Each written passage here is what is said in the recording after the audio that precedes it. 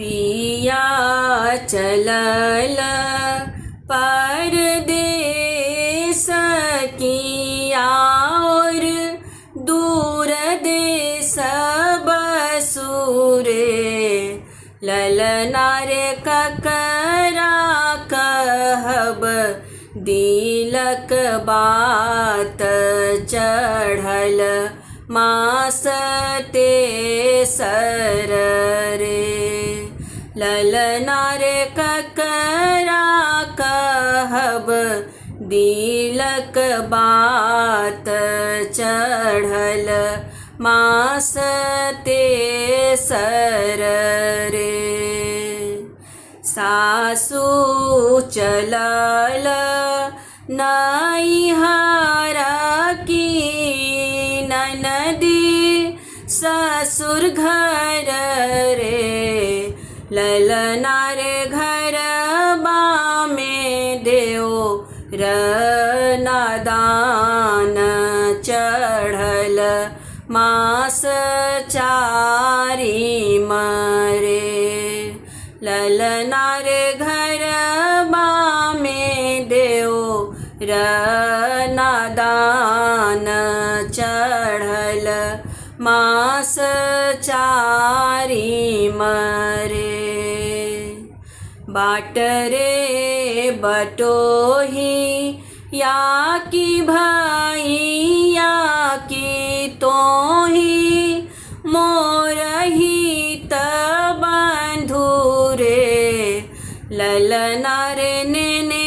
जाह पिया के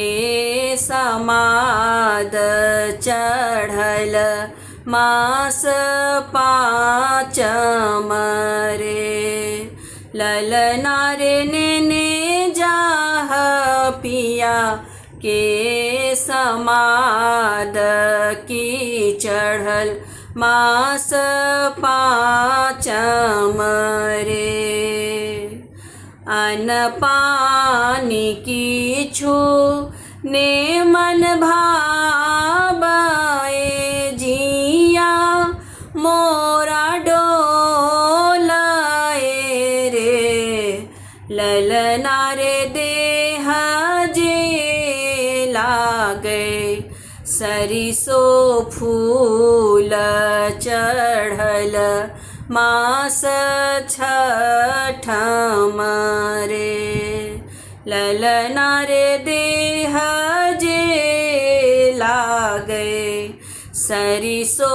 फूल चढ़ल मास छठम रे डार जे उठै कर कर की देह काँपै थर थर रे ललना रे उत्पन्न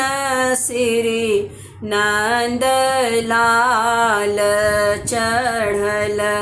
मास सातम रे ललना रे उत्पन्न श्री नंद लाल चढ़ल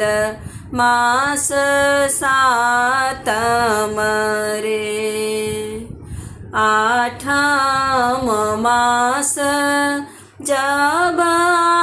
आयल आठो अंग भारी भेल रे ललना रे खने खने ची रस सरी गेल छने छने पहिरथी रे ललना रे खने खने ची रस सरी गेल छने छने पहिरथी रे नवम मास जब चढ़ल ननदी हरखी बरजूरे ललना रे हम हूँ तले बनक बेसरी होरी लाखे